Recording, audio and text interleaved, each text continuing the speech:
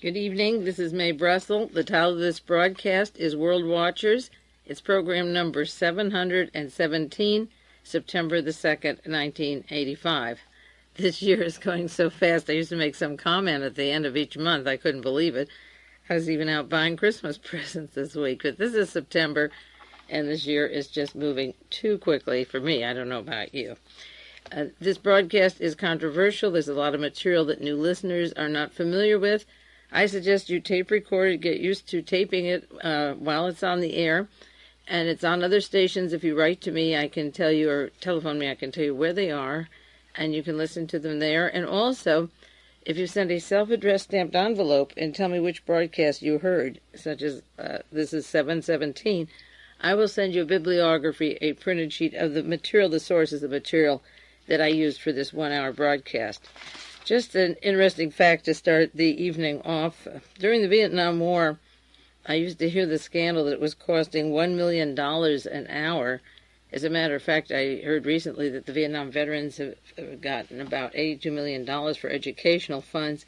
We never did total up the cost of that war, but I just read this past week that in 1980, that's about 8 years since the Vietnam War, the U.S. government was spending $18 million an hour on their military. In 1984, last year, we were spending $27 million every hour, and with the political projections for the next few years, by 1988, the military will cost us $44 million an hour. Ask yourself what we're getting for all of that money.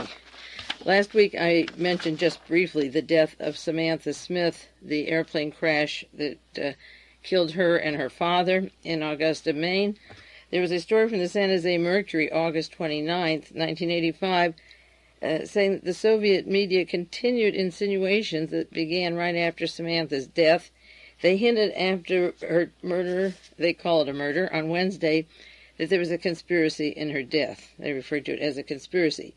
In quote, reactionaries often threatened the young American and her parents, but they failed to make her feel threatened, the state television said the day after the crash, adding that the plane had been diverted for an unspecified reason.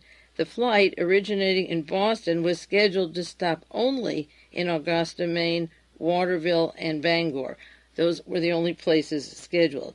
A stop at Auburn, Maine was added at the request of 2 passengers, I guess we'll never know who, the airline officials said. Pravda said that Samantha's father had told a Pravda correspondent, in quotes, most of the people warmly support us, but there are those who are displeased.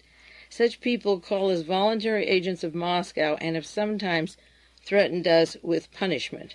Well, she and her father did get that punishment, but they did receive threats, and it was in the newspapers and in the newspapers in the Soviet Union.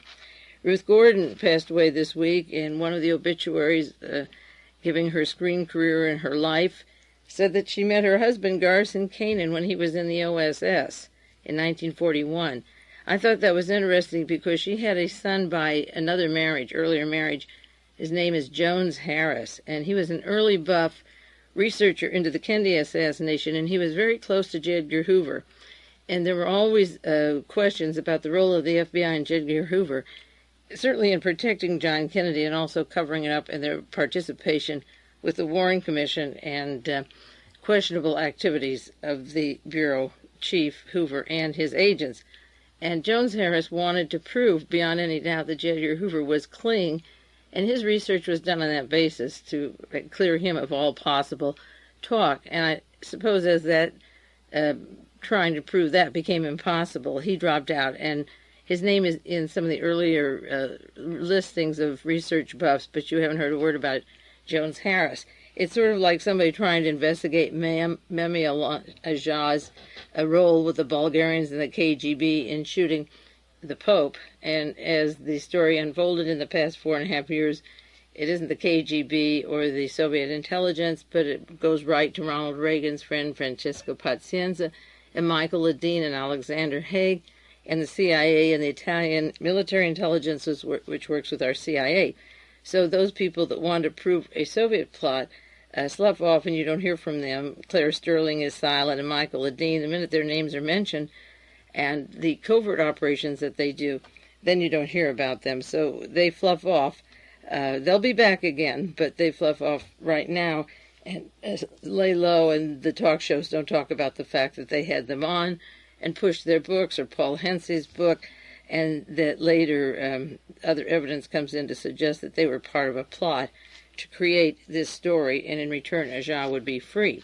So there are people that start out with a particular goal in mind, and if it doesn't suit their need, they stop. Now, just two items here on the Josef Mengele investigation, which I want to update for you as soon as possible and do some more information for you on the evidence and the experts. This is from the Washington Post, Saturday, August 17th, from Jerusalem. Mengele investigation is still open in Israel. Israel has yet to pronounce Josef Mengele dead, despite evidence that he could have drowned in Brazil 6 years ago. In principle, we have closed the file, the foreign ministry said. The U.S. and Brazilian forensic examiner said in June the remains from the grave were Josef Mengele, and they said a memorandum was sent to our diplomatic representatives abroad saying that while the U.S. Justice Department has closed the case, we are still checking the matter. So the Israeli embassies have not officially closed the case, as many of them did when they said Martin Bormann was dead, and he isn't dead. Then another story from the Washington Times, August 16th. Mengele team seeks verification. The head of the American team that identified the skeleton in Brazil as being Josef Mengele said yesterday that he hopes the man's diaries will bear out the details of their findings. Their findings aren't holding up, so they want his diary. Dr. Ali Hameli, Delaware's chief medical examiner, found a shoulder and a hip had been fractured and evidence of arthritis in the spine, hands, and feet, none of which appear in known medical records of Mengele. We hope that an investigation of Mengele's diaries will find him complaining of these. Now, the man in charge of the diary and the handwriting and that part, the photographs and that part of the investigation was a Mr. Crown from the CIA. So if the medical evidence depends upon the diary, you can be sure they'll come up with the diary. The article continues. Dr. Hameli discussed the case with reporters and other members of the team. They're drafting a detailed final report. Dr. Lowell Levine from New York said there's no doubt in his mind that the records are clear that it's Josef Mengele. But Dr. Hameli also asked Senator D'Amato at the hearings that he had with just the senator and one other aide, and I want to get into detail with those later. I'll share those with you another time, not this week. But he said, I hope you save the skeleton, because he as much as said, this is all we have now, this is as clear as we can identify it, but hold on to it, don't destroy it. And if something else comes in, I'll change my mind. Now, when Lee Harvey Oswald died, killed by Jack Ruby, there was no diary or sign of a diary among his possessions in his room or Mrs. Payne's house or anything that Lee Oswald had. But in April '64, on the cover of Life magazine, huge pages of handwriting of Lee Harvey Oswald, and the appointment with Life magazine was set up by Representative Gerald Ford, who then became President of the United States and was on the Warren Commission. This diary, the original, was never seen by any member of the commission. No fingerprints were taken from it. Lee Harvey Oswald didn't write or talk that way. And Ford had this up. This was in April, and the Warren Commission would be done in September. They wanted to show the mind of Lee Harvey Oswald in the Soviet Union. So maybe by December '85, some future president of the United States will be traveling in Brazil. Maybe that's why that one member of Congress went down alone to Sao Paulo just last a couple of weeks. Some future president is going to come out with a diary translated, and Josef Mengele will be saying in German, ouch, my foot hurts, or my hand hurts, I can hardly write. And then they'll say, oh, see those bones, that arthritis, that's him. And they'll match the diary. They tried to create a fabric of a personality of Lee Oswald through a thing that was obviously forged. It wasn't anything like the letters he wrote to the Soviet embassy or to the Albert Schweitzer College for entering the college, or his Marine papers. The man was literate and highly technical in his radio work and in his intelligence. So the diary was a fraud then, and now, even though they've gone through these bones and examinations in Brazil, Dr. Hamley says, well, if we get the diary, then we'll know if it's Mengele. If you depend on the diary for the conclusion, then you know they'll come up with a diary. eventually, unless people just ignore it and let this story slide, which they obviously seem to be doing for the most part. Incidentally, in the book The Great Conspiracy by Michael Sayers and Albert Kahn, it describes in the United States the first Nazi cell set up in 1924 in the United States, and just incidentally it mentions a person who lived in San Francisco and then went over Asia and to Europe and South America to set up these Nazi cells. His name is Mr. von Siatsky, Vonsiatsky, and he opened up offices in New York City, San Francisco, Los Angeles, Sao Paulo, Brazil, and Harbin, Manchuria. Now, Harbin is where Jean DeMohrenschildt came out of Tsarist Russia into Harbin, her family. Then she married George DeMohrenschildt, who was the benefactor for Lee Harvey Oswald of food and clothing and jobs, and took care of him from the time he arrived at the Soviet Union until he made his necessary contacts to become a patsy, a fall guy, at the time of the assassination of John Kennedy. But there's major cities in the United States, 3 of them, and then Sao Paulo, Brazil, and Harbin, Manchuria, which were all 5 were the headquarters for the Nazi cells that were to be set up and filled with Nazis as the war progressed. They weren't at war yet. There was a long way to go, but Hitler was just beginning to rearm. They were rearming Germany. Incidentally, I do have 2 points of interest, good news in a way. I talked about Herbert E. Ellingwood, the man that was supposed to take a job in the Justice Department that would make decisions on the appointments of future justices of the Supreme Court, over 200 of them. Well, that nomination, I understand, is going to be turned down. He's the Christian fundamentalist who believes that all jobs and all judges should be Christians, and of course not have abortions and other things like that. He favors Christian lawyers and wanted to put them into the network of our Justice Department. As I understand it now, that his name has been withdrawn for this appointment to be the chief of appointing other judges, including the Supreme Court, when an opening is there. Also, you might have read about the Synfuel operation being closed, the Synfuel Agency. In May of 1984, a little over a year ago, I did a broadcast on Synfuel. One of the more sinister things was bringing them to this country, paid by our taxpayers, and have Krupp, the multinational German corporation, open up and be part of the United States energy process, considering the danger of IG Farben and Auschwitz and the concentration camps in Germany. We were going to bring the Krupps, who were partners along with IG Farben, into the United States.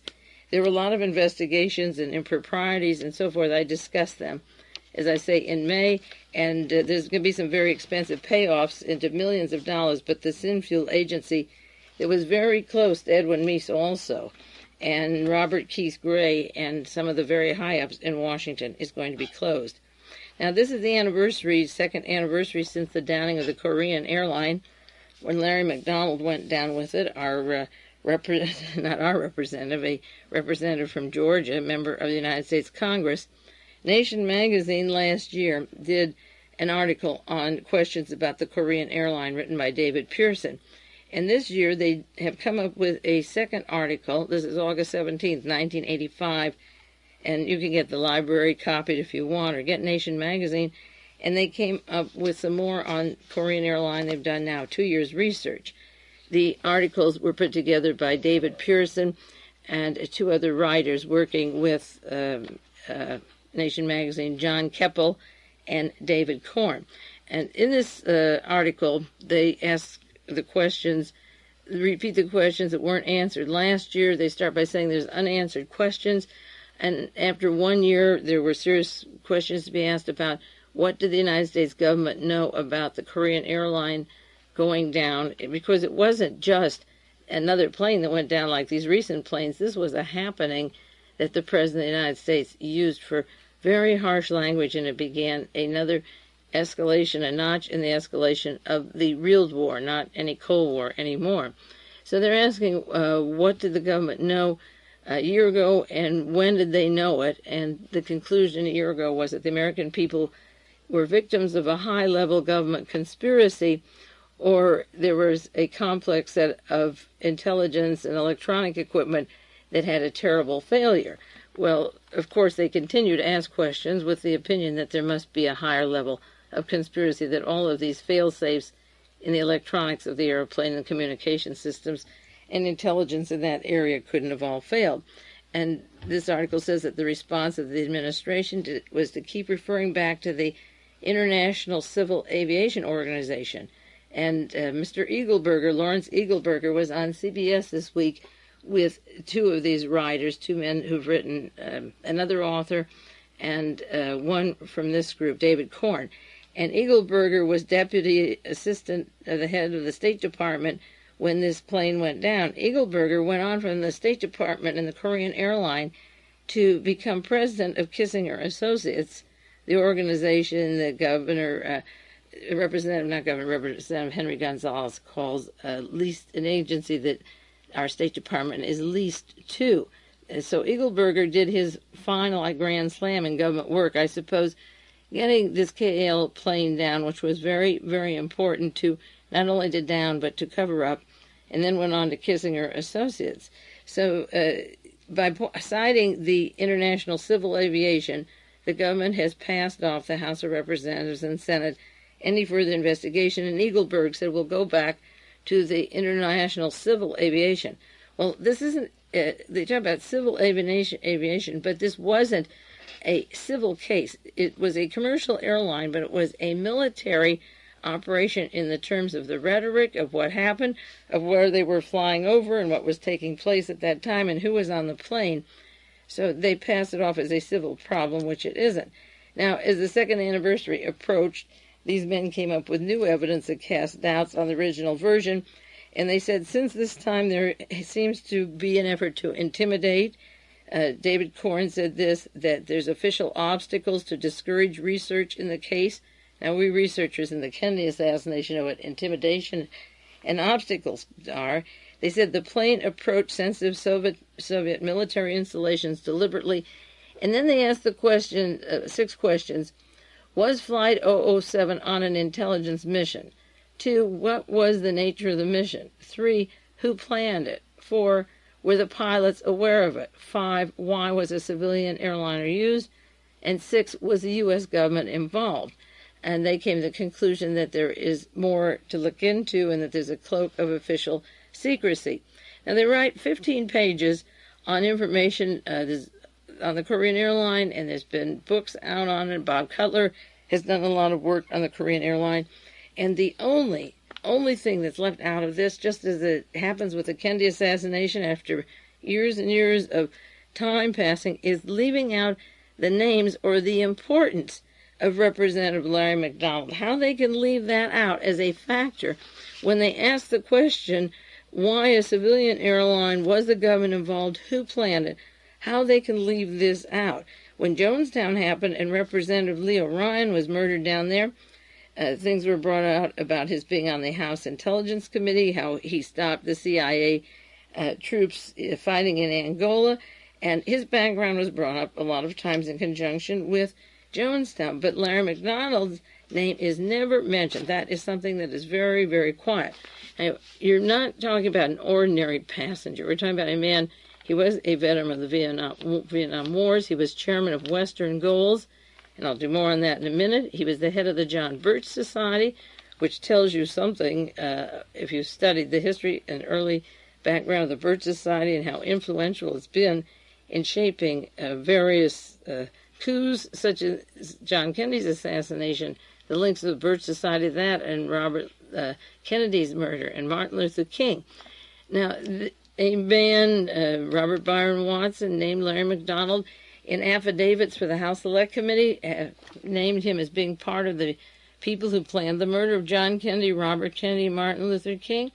And the chief of this organization for the John Birch Society is Larry MacDonald, the head of the Western Goals. John Reese writes for John Birch Society, is the head still of Western Goals, with very close ties to Daniel Graham, planning the Star Wars offensive that might break up this new peace gesture or meeting that the president is trying to back out of. There's a lot of heavy weight that was behind Larry MacDonald and the people he knew. Now, March the 3rd, 1983, Ronald Reagan gave a speech written by Edward Teller on the Strategic Defense Initiative, known as the Star Wars Project. And just as he was writing that speech, and as he was presenting it, more information came out about Ronald Reagan's familiarity with Edward Teller from the time he was governor in California, and he was put in by the Birch Society. He went to Lawrence Livermore Lab, where they showed him the space weapons, the laser weapons, the Space Wars projects, and they were instrumental in the atomic bomb projects. And Edward Teller, who's on the board of Western Goals with Larry MacDonald, was the father of the hydrogen bomb, the Big H, and they brought the Nazi scientists from Europe, the paperclip scientists, worked with them ever since World War II.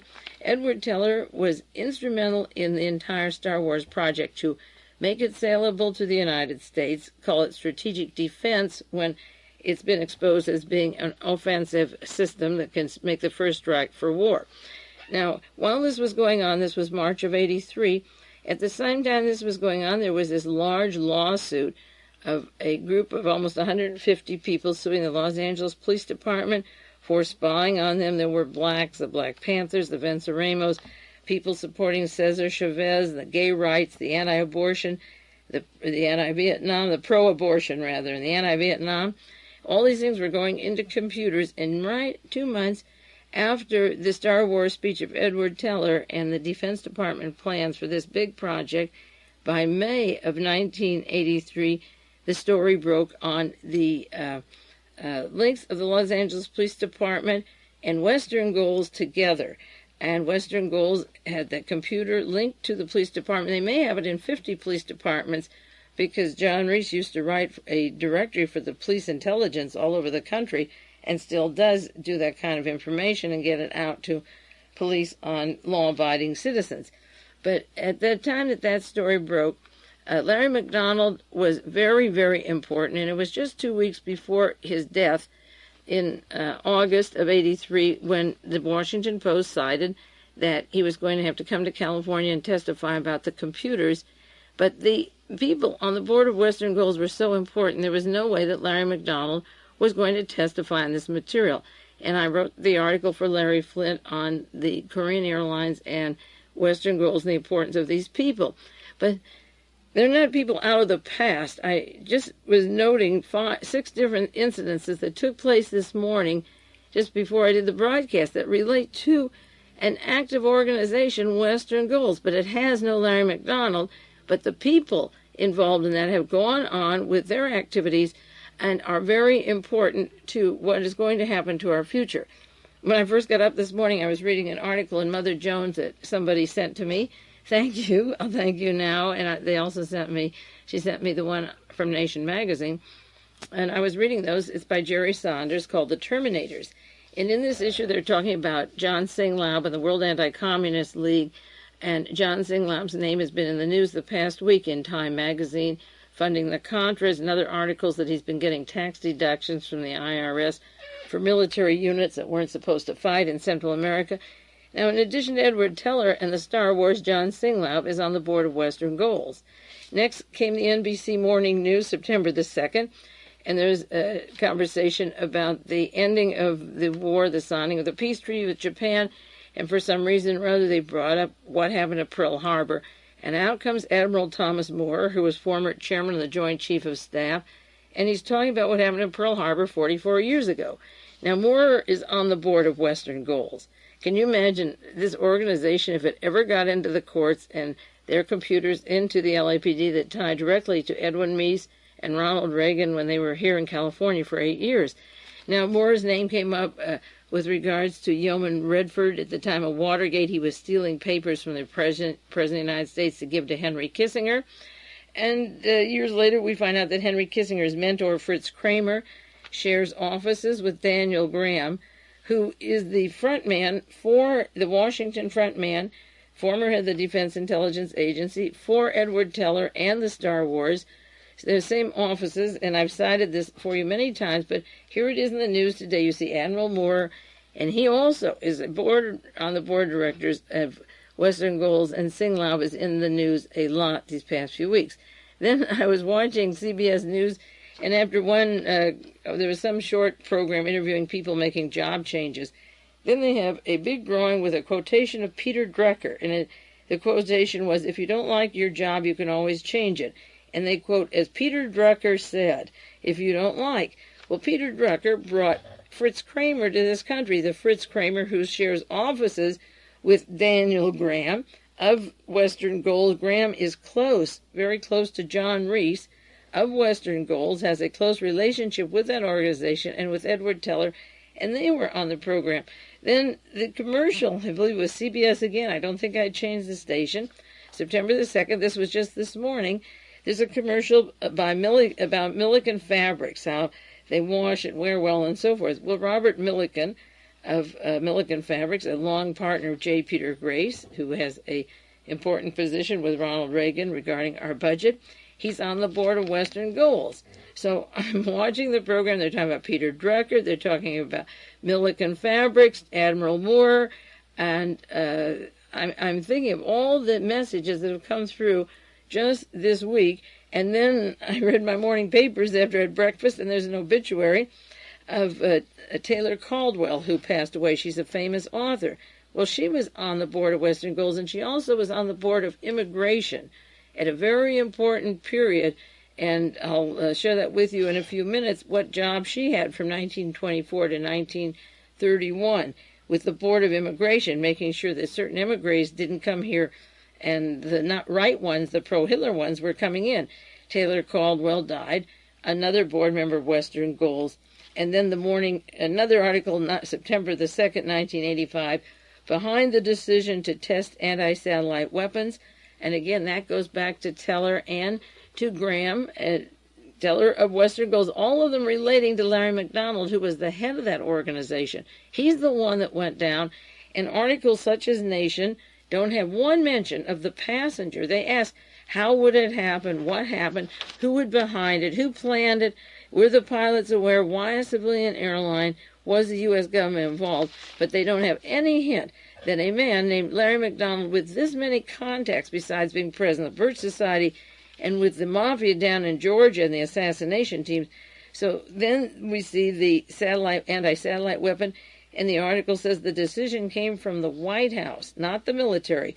So just identical to dropping the atomic bombs at Hiroshima and Nagasaki. They came from inside the head of the head man, like President Truman.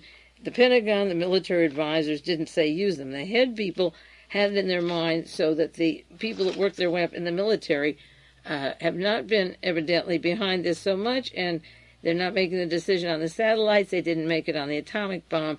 It's coming from inside the Oval Offices, and the planners, and of course Kissinger Associates and Fritz Kramer and that gang have a lot of decisions that go on in the Oval Office. Now there's a small newspaper, a little 20-page newsletter that comes out of England called The Lobster. And I wrote to Robin Ramsey about some articles I'd done on Kennedy or the Korean airline, and he wrote back this kind of a nasty letter. Well, I know about you, but I don't believe in your theories, and we're not theorists or conspiracy buffs. I'll have to find the letter for you. It was a really snide kind of a thing, and I passed it off. And then he also sent me, I paid for them, some copies of his magazines, and the volume 4 of The Lobster, he writes about Western Golds and the LAPD and Larry Flint's article in Hustler on the Korean airline and Larry MacDonald, and the importance of Larry MacDonald and John Reese's wife working for Senator Joe McCarthy.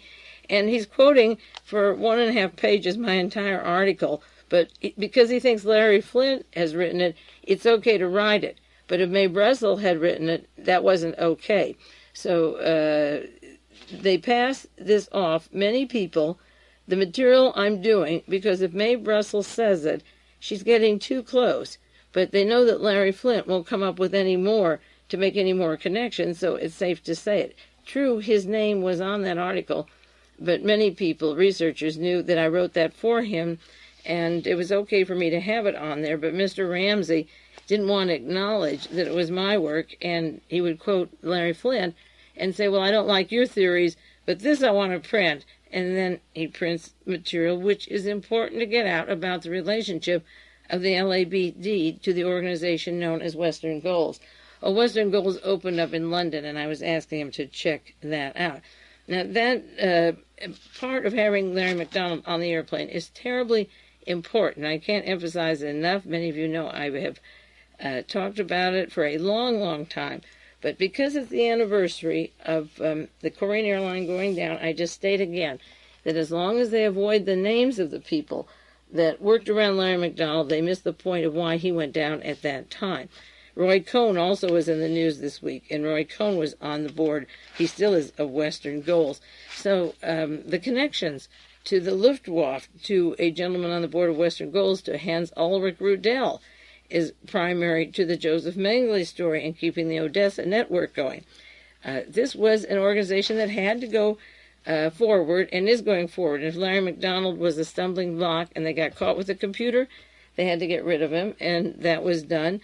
It's not very hard to do, and we have a bunch of assassins in this government that will plan things, and the Korean airline going down at that time wasn't for just one reason. It wasn't to get rid of Larry MacDonald. There were a lot of other reasons why they were doing it at that particular time. I'll take a 1-minute break here and just do a little bit more about Western Goals and Larry MacDonald, and then get on with some other matters.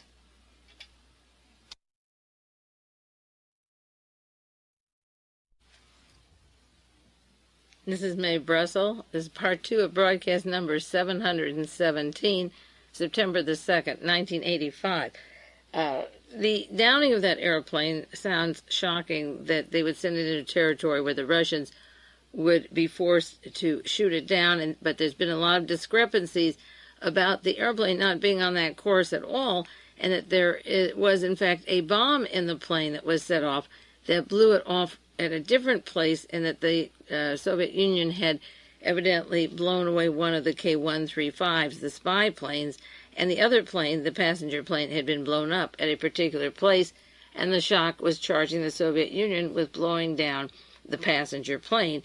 The silence, as I say, of not thinking that Larry MacDonald could be a target to protect all these other heavies on his organization is totally crazy. As a matter of fact, there was an article apropos of that spy dust in the Soviet Union that from the Los Angeles Police Department, and the LAPD said, well, we've used this kind of powder all along to track people, and we put it, it's not dangerous, and we've used it. But you remember at the time of Watergate, when G. Gordon Liddy was going to put powder on the steering wheel of Jack Anderson to kill him, and it would go into his bloodstream, and it was a powder that he couldn't see but would get into his fingers.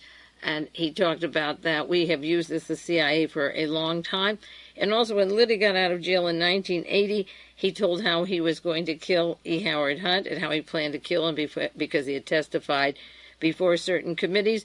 There's no mention of the relationship of that to Dorothy Hunt. Remember, I wrote an article on 30 primary witnesses of Watergate that were murdered.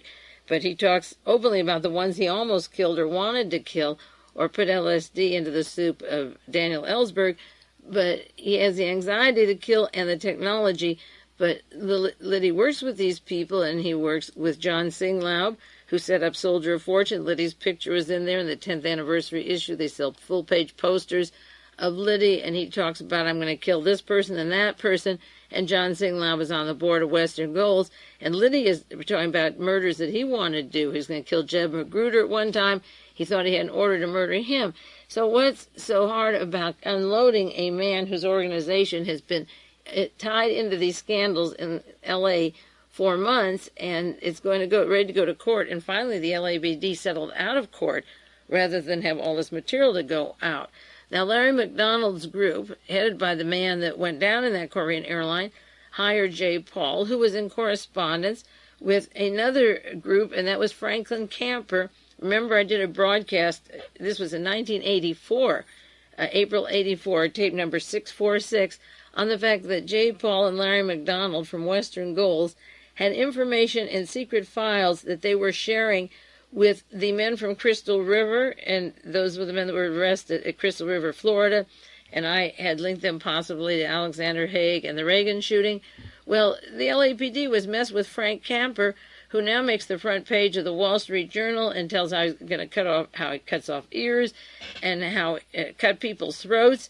and he trained the Sikhs that haven't been found, that were going to kill Rajiv Gandhi in the United States, that have been linked to 2 people that were blown up in Japan at the airport. And if the luggage had gotten on a plane, it might have killed everyone on the plane. See, they do have bombs that go out on planes. And in case you wonder about Franklin Camper's training with the Sikhs, they went up to Canada, and then Air India went down, and it hasn't been ruled out that that wasn't an explosion or a bomb either. So Dorothy Hunt goes down on a bomb, and Air India kills goodness knows what passengers were on it. There's large numbers of passengers recently, and they had plans and training in this country to blow up atomic plants, and they were linked to the murder of Rajiv Gandhi's friend in the parliament, who I mentioned last week, and then the peacemaker there, the Sikh peacemaker, was murdered. I mentioned him last week.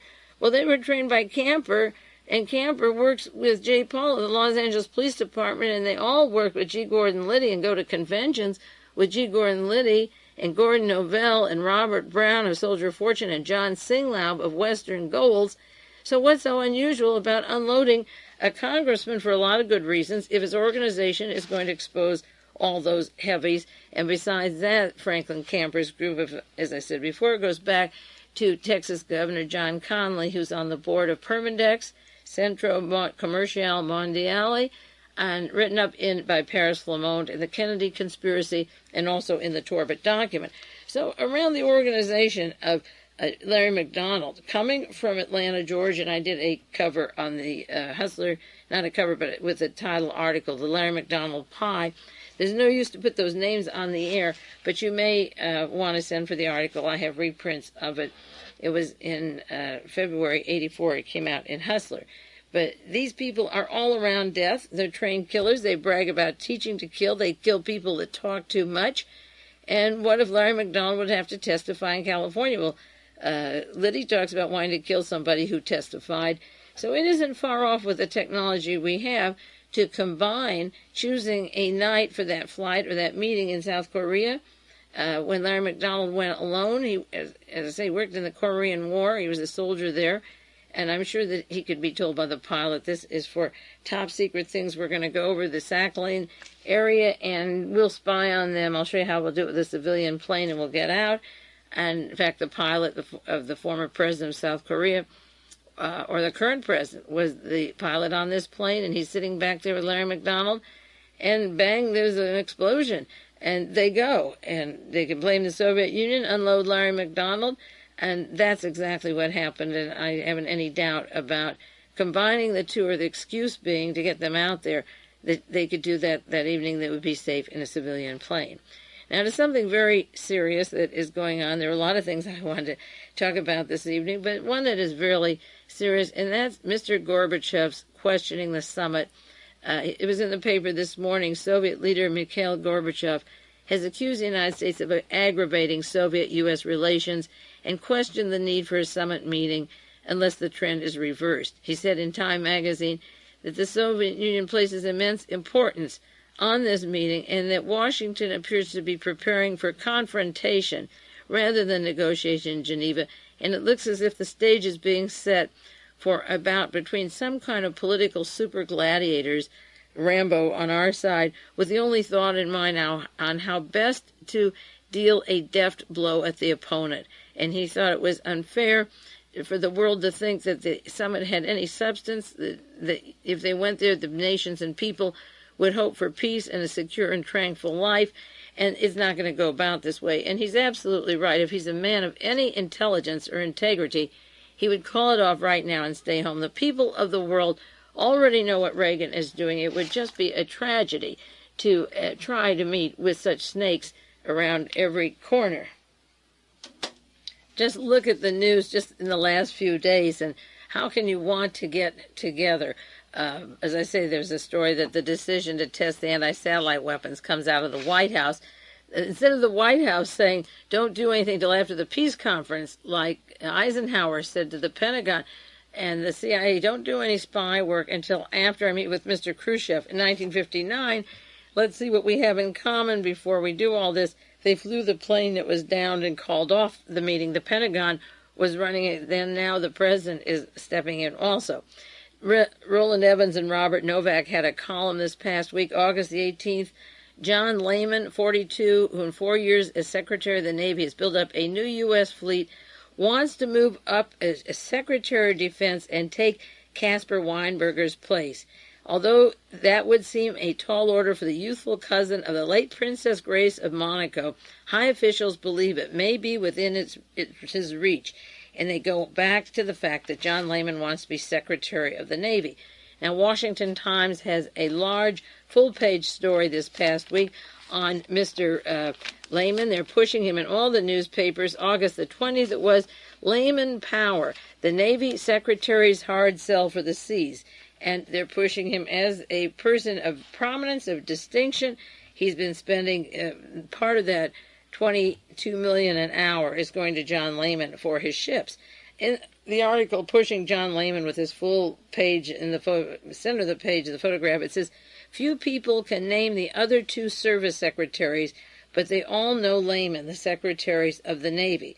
Well, I thought of two very quickly. One was Fred Korth, Secretary of the Navy, who went down to Texas at the time he was involved with scandals with the General Dynamics, the TFX, and the F-116. And the attorney for Fred Korth was a man by the name of Mr. Ekdahl, and he's the same attorney Marguerite Oswald's husband used when she divorced him. Ekdahl represented her husband, and Fred Korth, it was the same law office. Another Secretary of the Navy I remember is John Conley, who was Secretary of the Navy when Lee Harvey Oswald was in the Marines, and he was part of that Centro Comercial Montreal, the Permindex operation. He's described in the Torbett books and in Paris Flamon's book, The Kennedy Conspiracy. He had a large role in the assassination of John Kennedy, even though by a fluke he was shot. They knew they had good marksmen. He did get bullets in him, but he survived. And John Conley and Fred Korth, both secretaries of the Navy from Texas, and I remember them very well. But I don't know how many of you heard John Lehman on Nightline. It was about a year ago, and I have to send for that script. I'm sure they still have it. How he's going to attack the Soviet Union from the North Arctic, and his strategy of doing this to start the offensive war for World War III. Now, he wants to be Secretary of Defense. Mr. Gorbachev is saying, what's the use of coming? And the very week that he's questioning it, Lehman is getting all this publicity. The San Francisco Examiner has 2 half pages of the newspaper, full sheets, Navy basing war strategy on costly subs. That was Sunday, August the 18th. These tremendously expensive submarines that he's building, each one cost $223 million, and extra parts are $113 million. Well, they're more than that. There's one of the attack class that's $700 million. They go into there's several ships he's building for $1 billion each. He was explaining on television that he'll have a fleet of submarines $1 billion each, and even more than that. So we're talking about a peace talk, and in the newspaper we're talking about striking war with Russia. The San Jose Mercury and your newspapers, I'm sure wherever you live, have had articles like this. U.S. allegations, space weapon test, jeopardize relations, the Soviet Union said. Then Stansfield Turner, the former director of the CIA, put down that report of the powder. And only the New York Times put the denial. The other papers had the front headlines, and that this chemical was such a danger. And it makes a lot of attention, but there's no proof that the Soviets went in and put it on those things. And as I say, the Los Angeles Police Department had an article in the Los Angeles Herald Examiner this week, August the 20th, and the LAPD says, well, we beat them to the chemicals. We've been using tracking chemical agents for a long time. It's a scheduled practice among U.S. law enforcement, and when a person touches a particular object, it indicates that he is a criminal. He's not supposed to touch that thing, and they follow him, and these tracking agents are applied. This dust is applied to money and undercover operations, and the chemicals invisible to the naked eye. The headline is, FBI, LAPD beat the KGB to the punch on using this dust. Again, the use of this dust was going to be used by G. Gordon Liddy to put on the steering wheel of Jack Anderson. There's an article, April 14th, 1980. G. Gordon Liddy tells his side of Watergate and how he was going to try and get rid of Jack Anderson by putting powder on the steering wheel, and Anderson was wearing gloves. He evidently got wind of what was happening, and they were out to get him because of an article he wrote about an overseas agent, somebody in the agency was overseas. So he was out to get him. And G. Gordon Liddy used this powder a lot. G. Gordon Liddy works with John Singlaub, who's on Western Goals, and G. Gordon Liddy is part of the Soldier Fortune magazine, as I say. He's prominent. His picture is there. And so Larry MacDonald's gang from the Western Goals and the Singlaub, Robert Brown group with Liddy are already familiar with the powder. The FBI uses it and the LAPD uses it. And as I say, Liddy bragged about how he was going to kill Howard Hunt and murder him and drug Daniel Ellsberg.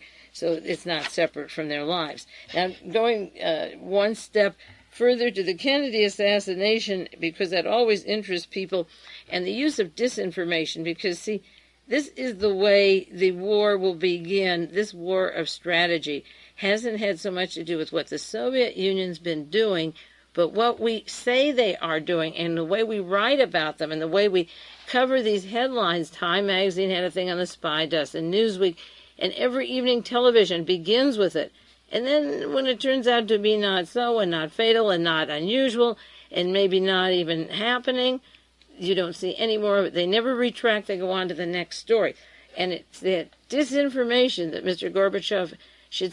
I think he realizes that when it's there, there's no way to fight it. It's so powerful.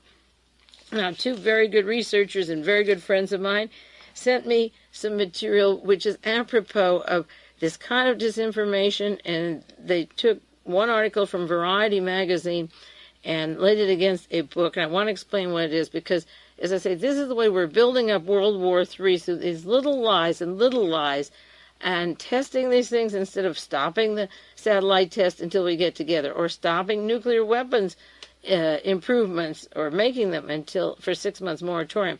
This president wants war, and he's been with the people who want war. That's why he's there. So he's doing everything to break it up, and there's no point in pretending that there's going to be anything to come out of this group. Now, in 1941, a book came out. It was called Out of the Night. I don't know how many of you remember that particular book, Out of the Night. And out of Variety magazine in 1983, there was a play that opened off Broadway, and this is what Variety said. The George Street Playhouse is presenting a drama in 2 acts adapted by Eric Krebs, Krebs, from a book by Jean Valjean, staged by Krebs. He was in charge of the production.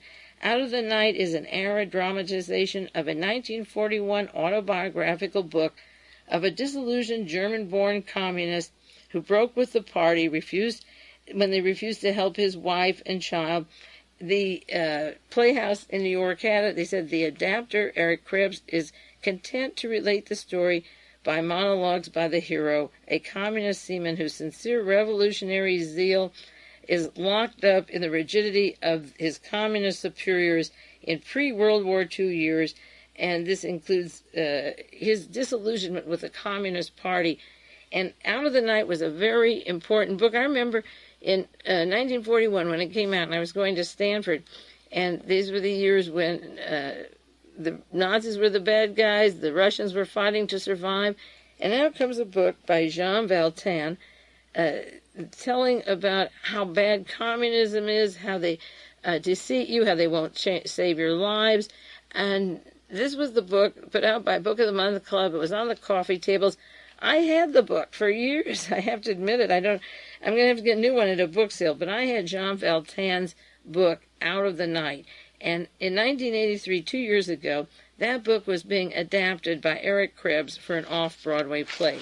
Now, these friends went to the book, The Great Conspiracy, written by Michael Sayers and Albert Kahn, published by Little Brown in 1946 in Boston. And the book tells about the Dies Committee that was set up to look into communists in the United States.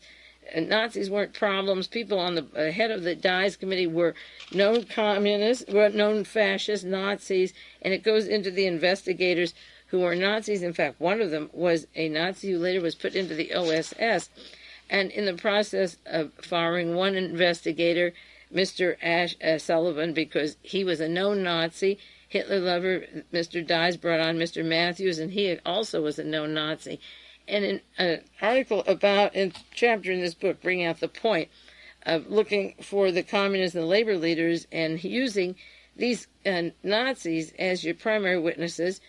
They mentioned the kind of people that were testifying at the committee, and they said Richard Krebs testified before the Dies Committee in Washington. His alias is Jean Valjean, the same man who was supposed to have written the book. So in New York, the director of the play is the one who wrote the book, and he acts like he's directing, in 1983, a book written by Jean Valjean, but they're actually the same person. And in this great conspiracy, they say he was an ex-convict and a confessed former Gestapo agent, as if there's a former. But then there's a little footnote, and I want to read that to you, about Jean Valjean, the author of that book, and Mr. Krebs, who are the same people, and how they work in the system, how he works in the system, the way that our anti-Russian literature is working now, and every single day in the newspapers since the Russian Revolution, but it's really escalating fearfully under Ronald Reagan. And the footnote says, in January 1941, when the German High Command was completing their preparations and getting ready to attack the Soviet Union, a sensational anti-Soviet book was published in the United States entitled Out of the Night. The author's name was given as Jean Valjean. It was one of the aliases of Richard Krebs, a Gestapo agent, and it lists his other aliases. There were 5. Like E. Howard Hunt wrote books under all these different names. Krebs' book Out of the Night purported to be the confession of a communist, Jean Valjean, who was traveling out, sinister assignments for Moscow, and the author related the experiences of his lurid work with Bolshevik agents and so forth. He told, after 10 years of criminal service for the Soviet Union, the Comintern, an attempted murder in California in 1926 that he was supposed to do, and that then he got doubts about the Communist Party. It turns out later that Krebs Valjean served time in San Quentin for the charge of attempted murder, and the novel he was writing that the communists did is what he did as a Gestapo agent. Is that finally, in the book, he has to make a break from Moscow and tells it all. Krebs arrived in the United States in February 1938 as a Gestapo agent. He brought with him from Europe the manuscript Out of the Night that had a startling resemblance to anti-Soviet propaganda book currently circulating in Nazi Germany. In preparing the book for publication in the United States, Krebs was assisted by the American journalist Isaac Don Levine, a veteran anti-Soviet propagandist and a contributor to the Hearst Press.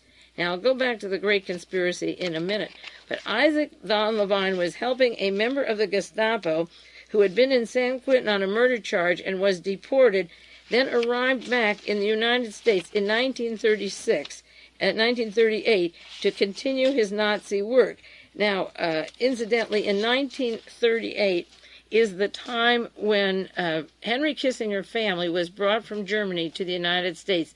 The identical year that Mr. Valjean Krebs was brought to the United States again was the year that Kissinger and his family, his brother was with him. His brother is very powerful at Princeton University, I understand. You never hear much about him. So 38 is a year where the Gestapo does, in fact, place people here from Germany.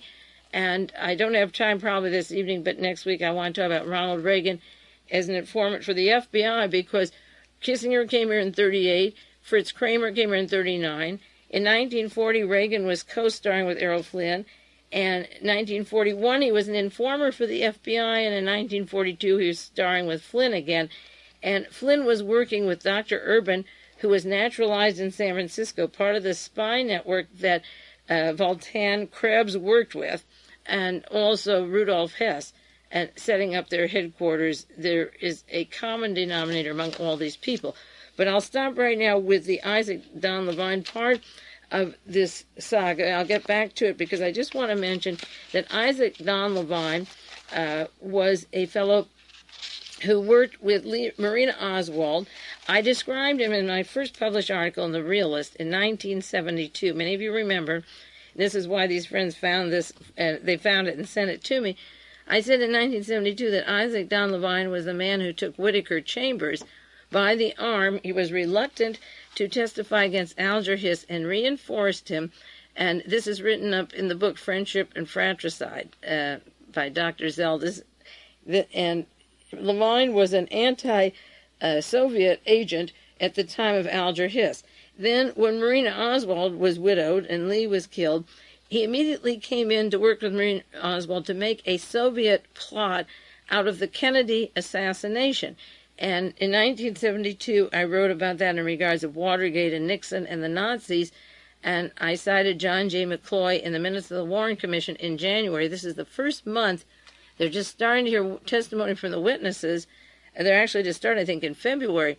And McCloy is saying to the members of the commission, this fellow Levine is in contact with Marina to break the story up a little more graphic and tie it into Russian business, and with all that the thought and background of a Russian connection, a conspiracy concept. Now, Isaac Don Levine was working in 1938 helping Mr. Krebs, Mr. Jean Valtin, bring out anti-Russian information so that we would not be antagonistic to Adolf Hitler. And he was a member of the Gestapo, like Dr. Urban was, who was working with Errol Flynn, and Flynn was co-starring with Reagan about this time. So Isaac Levine worked with Marina Oswald at that time. Then in the Rebel article in 1983, I cited the influence of Isaac Don Levine in at the time the Warren Commission was working. They hadn't finished their investigation. It wasn't over until September. And Isaac Don Levine was working with the Warren Commission to bring back to Argentina the daughters of the Zeigers who ran the Minsk radio factory in Minsk, Russia. Now that is very important because of the links to the U-2 flight, and the point being that what was going on here was the opportunity to break up the Détente, the peace that could happen if the Soviet Union met with the United States, if the heads of states could meet. Possibly they could have some peace. Now, I don't say necessarily they would, but possibly they would have some peace. And Isaac Levine worked, as I say, with Alger Hiss, who then makes Richard Nixon famous. You see, it was Levine who brought Nixon in the investigation of Alger Hiss to the prominence that he became vice president under Eisenhower. And when Nixon ran against John Kennedy in 1960, he lost. And by killing John Kennedy and making it a communist conspiracy at the same time, they bring in, again, Isaac Levine with the Zeiger family that brought down the U-2. That broke up the Détente at that time. So he's instrumental in affecting history more than once. During the war, wanting us to be pro-Hitler. During the Cold War, escalating Richard Nixon, who then goes on to become president after Kennedy shot. During the Kennedy assassination, by twisting a communist conspiracy out of what Marina can tell from the Minsk White Russians, the CIA people. And then after Kennedy's killed, moving those people to Argentina who were involved at the radio factory.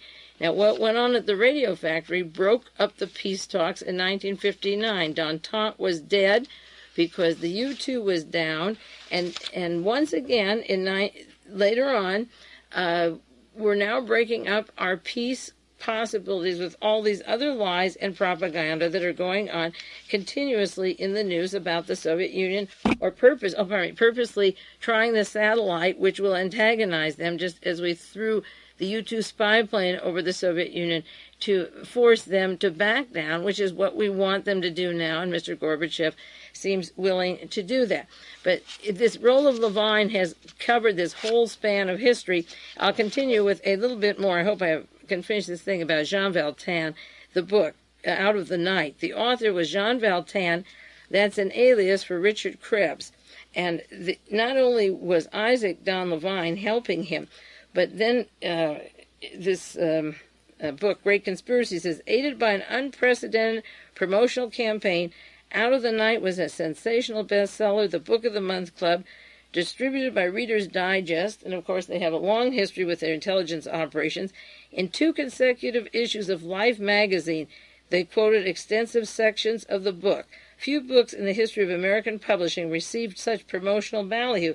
Now, Life magazine was the one that took the picture of Lee Harvey Oswald's head and put it on a body that wasn't his body in the backyard of Neely Street holding the rifle. Life magazine was the magazine that took the Zapruder frames and turned them around in juxtaposition so that there was no clear realization by looking at the stills of the direction of Kennedy's head going backwards. And Life magazine with Henry Luce was instrumental in pushing this story of Jean Beltan, the lie about the Soviet Union, so that we'd be pro-Nazi. And they also were the magazine that had the front page cover story of the OSWALD diary that didn't exist. And Claire Luce is one of the biggest, the widow of Henry Luce is one of the biggest funders. As a member of the Knights of Malta on Ronald Reagan's House Intelligence Advisory Board, running the action to the Contras in South America to put in a slave state in those countries and wipe out the native populations on the basis that the Soviet Union is spreading. So these people weave from the pro-Hitler in the early years and the lies to affecting our State Department policy, to printing books, to printing lies and documents. But to go on just a little bit about this book, it tells about how popular the book was. It was reviewed in the Saturday Review of Literature.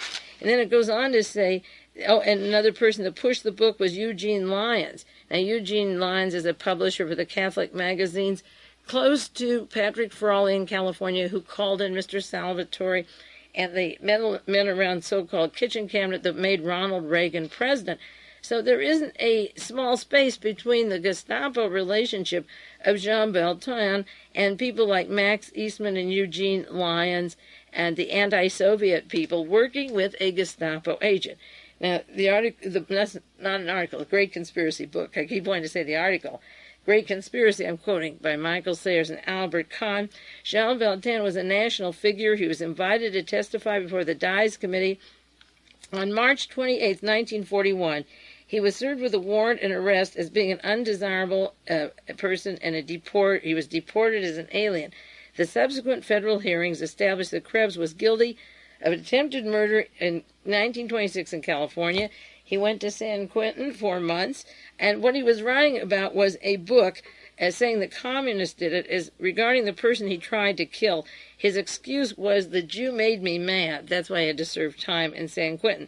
But he was able to go in and out of the United States. He was deported after his San Quentin time in 1929 and re-entered the United States in 1938. And keep in mind that Taylor Caldwell was on the Board of Immigration from 1924 to 31, so she would have been there when he was deported, and goodness knows what the paper said, because he was coming right back to the United States where he could do his damage after the murder charges, and he served time in San Quentin. He goes to Germany, comes back with his book, is just as much part of the Gestapo, and is able to come in a time in 38, the same year as the Kissingers, and write a book about the communists telling him to kill a man, where he was actually killing a Jew.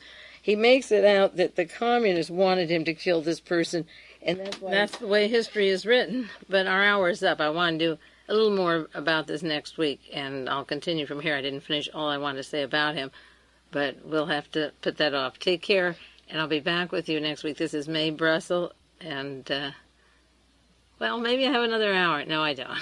Bye-bye.